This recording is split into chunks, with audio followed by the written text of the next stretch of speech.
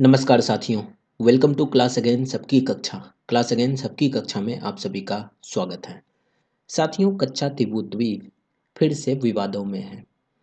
इस टॉपिक को लेकर मैंने एक बार पहले यानी कि 1 साल पहले लगभग अप्रैल के महीने में एक वीडियो किया था कच्चा तिबू द्वीप के ऊपर। इनके सारे हिस्ट्रीज को मैंने उनमें कवर किया था। तो जिन लोगों ने उन वीडियोस को नहीं देखा है, जा करके उन वीडियोस को भी देख सकते हैं। वीडियो का लिंक्स मैं आई बटन में डाल दूंगा। अभी हम लोग क्यों डिस्कस कर रहे हैं इस मुद्दे को? हम लोग इसलिए डिस्कस कर रहे हैं क्योंकि श्रीलंका की तरफ से उन्होंने एक स्टेटमेंट दिया है। उनका देश किसी भी कीमत पर कच्चा तीवू द्वीप को नहीं छोड़ेगा। उन्होंने भारत में इस मुद्दे पर चल रही बहस को यहाँ की राजनीतिक पार्टियों के बीच का मामला बताया है। हेरात का कहना है कि उनके पास इस मुद्दे को सुलझाने के लिए डिप्लोमेटिक रास्ते खुले हैं, लेकिन अंतर्राष्ट्रीय कानून के मुताबिक कच्चा तीवू द्वीप श्रीलंका का हिस्सा है और वो इसे कभी नहीं छोड़ेगा। हेराथ ने भारतीय मछुआरों पर कच्चा तीवू द्वीप के पास श्रीलंकाई समुद्री सीमा में घुसकर मछली पकड़ने का आरोप लगाया है। उन्होंने कहा है कि भारतीय मछुआरे न सिर्फ यहाँ संसाधनों को लूट रहे हैं बल्कि समुद्री पौधों को भी नुकसान पहुँचा रहे हैं। ये बयान भारत और श्रीलंका के बीच मछुआरों की गिरफ्तारी के विवाद के बीच आया है। भारत और श्रीलंका के मछुआरे अक्सर गलती से एक दूसरे के जल क्षेत्र में एंट्री कर जाते हैं और इस वजह से इन्हीं एंट्री की वजह से उनकी गिरफ्तारी होती है और यह मुद्दा दोनों देशों के बीच लंबे समय से विवाद का कारण बना हुआ है।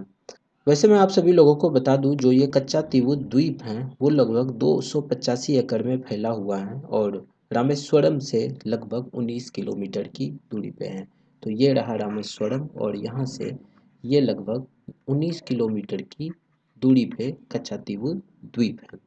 इस समुद्री क्षेत्र को पाक जलडमरू मध्य कहा जाता है। यहाँ कई सारे द्वीप हैं जिनमें से एक द्वीप का नाम कच्चा तीवू है और श्रीलंका के विदेश मंत्रालय की वेबसाइट के मुताबिक कच्चा तीवू द्वीप 285 एकड़ में फैला हुआ एक द्वीप है। ये द्वीप बंगाल की खाड़ी और अरब सागर को जोड़ता है। 1974 में इंदिरा गांधी की सरकार ने इसे द्वीप को श्रीलंका को गिफ्ट कर दिया था। ये द्वीप 14वीं शताब्दी में एक ज्वालामुखी विस्फोट के बाद बना था, जो रामेश्वरम से करीब 19 किलोमीटर और श्रीलंका के जाफना, ये इधर श्रीलंका के इधर टॉप यानी कि नॉर्थ में हमें जाफना दिख रहा होगा, तो जाफना जिले से करीब 16 किलोमीटर की दूरी पे है। यानी कि ये लगभग हम लोग बीच में कह सकते हैं। रामेश्वरम से अगर 19 किलोमीटर पड़ता है तो जाफना से ये 16 किलोमीटर पड़ता है। तो अब ये बात समझ में नहीं आता है कि भारत सरकार ने इस द्वीप को श्रीलंका को क्यों दे दिया, जबकि ये एक हमारा स्ट्रैटेजिक आइलैंड हो सकता था और स्ट्रैटेजिक आइलैंड था भी। और स्ट्रैटेजिक आइलैंड होने के नाते इस द्वीप को भारत के पास रहना चाहिए था। ये द्वीप हमेशा से भारत का हिस्सा था और भारत के हिस्से में ही रहना चाहिए था। इसे श्रीलंका को गिफ्ट में नहीं दिया जाना था और गिफ्ट में दिए जाने की क्या आवश्यकता थी?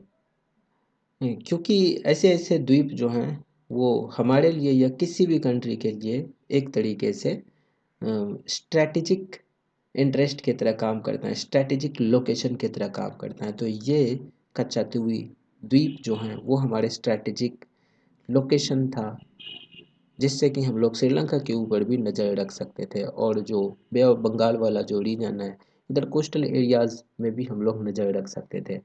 तो शायद हमारी ये गलती थी, भारत सरकार की ये गलती थी कि कच्चा तीवू द्वीप को, ये इतना सुंदर द्वीप है, ये टूरिस्ट प्लेस की तरह भी इनको डेवलप करा जा सकता था, जो कि इंडिया की इकोनॉमी में बहुत ही सिग्निफिकेंट कंट्रीब्यूशन होता है। हम सभी लोग जानते हैं कि जो टूरिस्ट लोग होते हैं वो टूरिस्ट लोग घूमने के लिए जाते हैं, जैसे कि मालदीव्स ये लोग घूमने के लिए जाते हैं। सिमिलरली हम लोग इस तरह के द्वीप को, ये द्वीप देख के कितना सुंदर द्वीप लग रहा है और इस द्वीप को देख करके ऐसा लग रहा है कि क्यों ना इसको टूरिस्ट प्लेस की तरह डेवलप किया जाना था, जिससे कि यहाँ बहुत सारे टूरिस्ट आते और इंडिया की इकोनॉमी में इनका एक सिग्निफिकेंट कंट्रीब्यूशन हो सकता था। बट पता नहीं ऐसा क्यों किया गया भारत सरकार के द्वारा। तो साथियों, इसके ऊपर मैंने एक डिटेल में वीडियो करी थी। वीडियो का लिंक मैं डिस्क्रिप्शन बॉक्स में डाल दूंगा और इनको मैंने आई बटन में भी डाल दिया है। तो जिन लोगों ने उन वीडियोस को नहीं देखा है, डिटेल में उस वीडियोस को भी देख सकते हैं।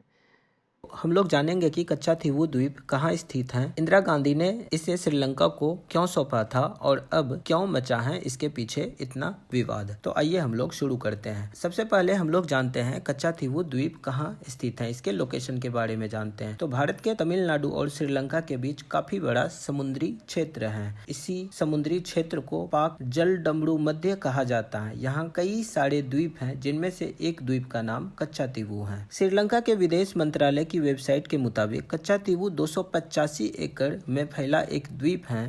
ये द्वीप बंगाल की खाड़ी और अरब सागर को जोड़ता है। ये द्वीप 14वीं शताब्दी में एक ज्वालामुखी विस्फोट के बाद बना था, जो रामेश्वरम से करीब 19 किलोमीटर और श्रीलंका के जाफना जिले से करीब 16 किलोमीटर की दूरी पर है। रॉबर्ट पार्क 1755 से 1763 तक मद्रास प्रांत के अंग्रेज गवर्नर हुआ करते थे और इस समुद्री क्षेत्र का नाम रॉबर्ट पार्क के नाम पर ही पाक स्ट्रेट रखा गया था। कच्चा थीवू द्वीप पर दोनों देशों के मछुआरे जाल सुखाते थे। तो समुद्र के बीचों बीच स्थित इस वीरान द्वीप पर भारत और श्रीलंका दोनों लंबे समय से अपना अपना दावा करते रहे हैं और 19वीं सदी तक यह इलाका रामनाद साम्राज्य का हिस्सा हुआ करता था। 17वीं शताब्दी में रघुनाथ देव किलावन ने खुद को रामनाद साम्राज्य का राजा घोषित कर दिया। इसके बाद कच्चा थीवू द्वीप पर उनका राज हो गया। 1902 में भारत की ब्रिटिश हुकूमत ने इस द्वीप पर शासन का अधिकार रामनाद या रामनाथपुरम साम्राज्य के राजा को दिया। इसके बाद रामनाथपुरम के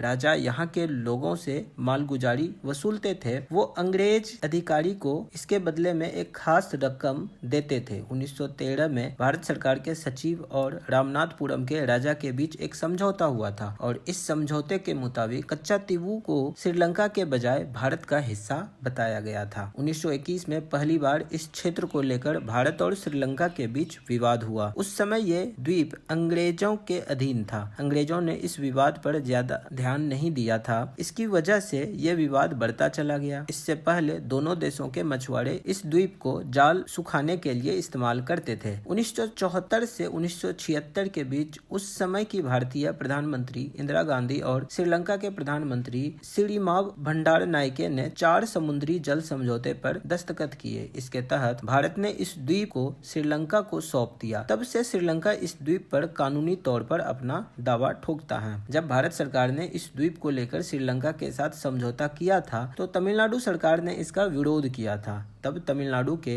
तत्कालीन मुख्यमंत्री एम करुणानिधि ने प्रधानमंत्री इंदिरा गांधी को पत्र लिखकर कहा था कि ये द्वीप ऐतिहासिक रूप से रामनाद साम्राज्य की जमींदारी का हिस्सा है। ऐसे में भारत सरकार को किसी भी कीमत पर यह इलाका श्रीलंका को नहीं देना चाहिए। हालांकि इस समझौते के तहत भारतीय मछुआरों को यहाँ मछली मारने और जाल सुखाने की इजाजत दी गई थी। इसी वजह से भारतीय मछुआरे वहाँ जाते रहते थे। लेकिन 2009 के बाद श्रीलंका नौसेना वहाँ जाने वाले भारतीय मछुआरों को गिरफ्तार करने लगी। समझौते के 15 साल बाद कच्चा थीवू पर तमिलनाडु ने दावा ठोका है। भारत और श्रीलंका के बीच हुए इस समझौते के 15 साल बाद ही 1991 में तमिलनाडु विधानसभा ने कच्चा थीवू को एक बार फिर से भारत में मिलाने की मांग की। इसके लिए राज्य सरकार ने एक प्रस्ताव पास किया था। श्रीलंका के गृह युद्ध के दौरान उसकी उत्तरी सीमाओं पर तमिल उग्रवादी संगठन LTTE का कब्जा था। इसकी वजह से तमिलनाडु के मछुआरे मछली पकड़ने के लिए इस द्वीप तक आसानी से पहुंचते थे। 2008 में जयललिता ने 1974 और 1976 के बीच हुए कच्चा थीवू द्वीप समझौतों को रद्द करने के लिए सुप्रीम कोर्ट का रुख किया था। 2009 में श्रीलंका की सरकार और LTTE के बीच की लड़ाई लगभग खत्म होने वाली थी। LTTE संगठन कमजोर हो रहा था। ऐसे में श्रीलंका सरकार ने अपनी सीमाओं पर सुरक्षा व्यवस्था को मजबूत कर दिया। जब भी तमिलनाडु के मछुआरे मछली मारने के लिए इस द्वीप के करीब जाते थे,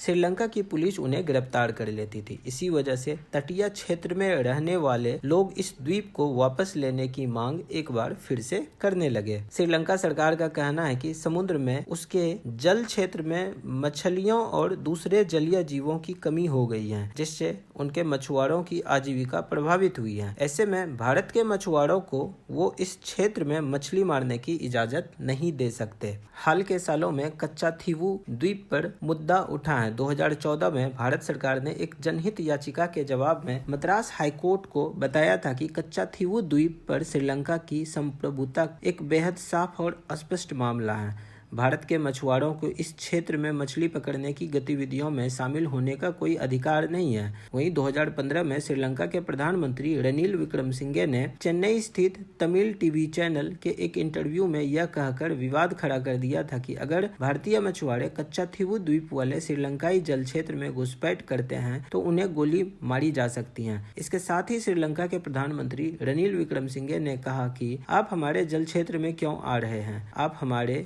जल में मछली क्यों पकड़ रहे हैं, भारत की तरफ रहो, कोई दिक्कत नहीं होगी, कोई किसी को गोली नहीं मारेगा, तुम भारत की तरफ रहो, हमारे मछुआरों को श्रीलंका की तरफ रहने दो, नहीं तो आरोप मत लगाओ कि हमारे नौसैनिक मानवाधिकारों का उल्लंघन कर रहे हैं। ऐसा कहा गया था श्रीलंका के प्रधानमंत्री रनिल विक्रमसिंघे के द्वारा। 2023 में श्रीलंका के राष्ट्रपति रनिल विक्रमसिंघे नई दिल्ली की यात्रा पर आने वाले थे। इससे ठीक पहले तमिलनाडु के मुख्यमंत्री MK स्टालिन ने प्रधानमंत्री मोदी को पत्र लिखकर उनसे श्रीलंकाई PM के सामने इस द्वीप से जुड़े 2 मुद्दे उठाने की मांग की थी। श्रीलंका कच्चाथीवू द्वीप भारत को वापस करे, श्रीलंका के प्रधानमंत्री को बताए कि इस द्वीप से तमिल लोगों की जन भावना जुड़ी हुई है। 2024 में बीजेपी चीफ के अन्नामलाई ने कच्चाथीवू के बारे में जानकारी को लेकर RTI दायर की थी। इसमें लिखा है कि साल 1974 में भारत की तत्कालीन प्रधानमंत्री इंदिरा गांधी और श्रीलंका के राष्ट्रपति सिरिमावो भंडारनायके ने एक समझौता किया था। इसके तहत कच्चाथीवू द्वीप को श्रीलंका को औपचारिक रूप से सौंप दिया गया था। रिपोर्ट के मुताबिक इंदिरा ने तमिलनाडु में लोकसभा कैंपेन को देखते हुए यह समझौता किया था। तो अब सवाल ये उठता है कि क्या कच्चाथीवू को फिर भारत में मिलाया जा सकता है? तो कच्चाथीवू द्वीप को लेकर भारत और श्रीलंका के बीच का समझौता विवादित है। कच्चाथीवू को वापस लेने के 2 ही रास्ते हैं। भारत सैन्य अभियान के जरिए द्वीप पर कब्जा कर ले या फिर कानूनी या किसी नए समझौते के जरिए कच्चाथीवू द्वीप भारत का हिस्सा हो जाए। भारत और श्रीलंका दोनों ही पड़ोसी देशों के संबंध अच्छे हैं। दोनों देश एक दूसरे से बेहतर संबंध बनाए रखना चाहते हैं। इसलिए सैन्य अभियान के जरिए भारत इस द्वीप पर कब्जा करेगा ऐसा संभव नहीं लग रहा है। इसीलिए ये संभव है कि भारत नए समझौते या कानून के जरिए इस द्वीप को वापस लेने की कोशिश करे। यह द्वीप साल 2000 के आसपास से ही दक्षिणी भारत में राजनीति का एक हॉट टॉपिक रहा है और इसलिए तमिलनाडु में सत्ता में रहने वाली 2 प्रमुख पार्टियां, चाहे वो DMK हो या फिर ADMK हो, इस मुद्दे पर वोट बैंक की राजनीति करती रहती है और ऐसे में ये संभव है कि कोई सरकार श्रीलंका से किसी समझौते के जरिए इस द्वीप को वापस लेने की कोशिश करे। मुख्यमंत्री रहते हुए जयललिता ने निजी हैसियत से 1974 में इंदिरा सरकार और श्रीलंका के बीच किए गए समझौते को सुप्रीम कोर्ट में चुनौती दी थी। 2001 में सत्ता में लौटने के बाद जयललिता ने राज्य सरकार की जगह अपनी याचिका में खुद को पक्षकार बना लिया था। इसी तरह करुणानिधि ने भी अपनी व्यक्तिगत हैसियत से सुप्रीम कोर्ट में इस समझौते के खिलाफ एक याचिका लगाई थी। दोनों याचिकाओं में एक ही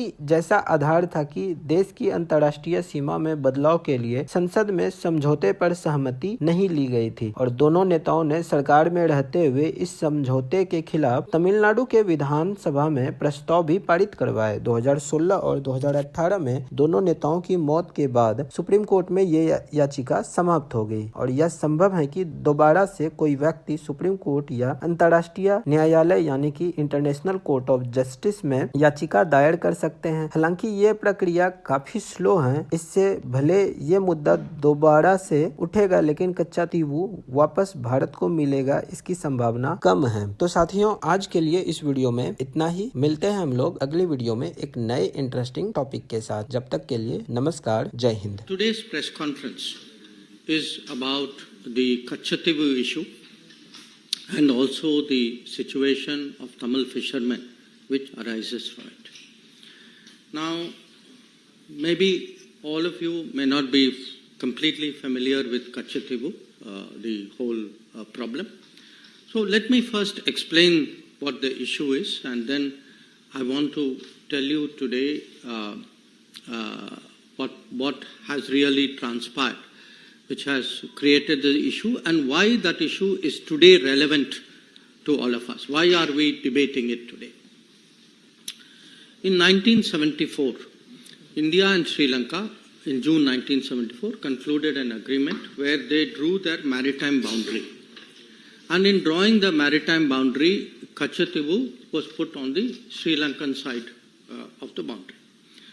This agreement of 1974 had three other clauses. One clause which said that each country shall have sovereignty and exclusive jurisdiction and control over the waters. The second clause, Article 5, it gave to Indian fishermen that they will continue to access Kachativu as hitherto and will not be required to obtain travel documents. And the third one, that the vessels of India and Sri Lanka will enjoy in each other's waters such rights that they have traditionally enjoyed. So this was the agreement which was reached in 1974 in June. Now when this agreement was presented before Parliament, the then Foreign Minister, Sri Swaran Singh Ji, he actually assured the Parliament, and I am reading his words, I feel confident that the agreement demarcating the maritime boundary in the Palk Bay will be considered as fair, just and equitable to both countries. At the same time, I wish to remind the honourable members that in concluding this agreement, the rights of fishing, please note, the rights of fishing, pilgrimage and navigation, which both sides have enjoyed in the past, have been fully safeguarded for the future. This was the assurance that the then Foreign Minister, Sri Swaran Singh Ji, gave in Parliament at that time. 1974, July 23, 1974. Now, in less than 2 years, actually, there was another agreement between India and Sri Lanka through an exchange of letters. And in this agreement, now, India proposed the following. Again, I'm reading to you from the original document. With the establishment of the exclusive economic zones by the two countries, India and Sri Lanka will exercise sovereign rights over the living and non-living resources of their respective zone. The fishing vessels and fishermen of India shall not engage in fishing in the historic waters, the territorial sea, and the exclusive zone of Sri Lanka. So, 1974, assurance is given. By 1976, an agreement is concluded which actually gives away this assurance. Now, once this agreement in 1976 was concluded, there then evolved a position, a standard position, you can say, of the government on this matter. And I'm reading to you an example. This is from 2006. It is a question which is answered by the then Minister E. Ahmed on the floor of the Parliament. And he says, Mr. Ahmed, the 1974 agreement on the demarcation of the international maritime boundary line between India and Sri Lanka, as also the exchange of letters of 1976 on this issue of fishing rights, stipulate that the fishing vessels and fishermen of India shall not engage in fishing in the historic waters, territorial seas and the EEZ of Sri Lanka. So this is now the position which is taken by the government as a regular position. I am only giving you one example from 2006. So what has happened? What has been the consequence of this? In the last 20 years, 6,184 Indian fishermen have been detained by Sri Lanka. 6,184. And in the same period, 1,175 fishing vessels, Indian fishing vessels, have been seized, detained, apprehended by the Sri Lankans. So this is really today the background. This is the issue that we are discussing.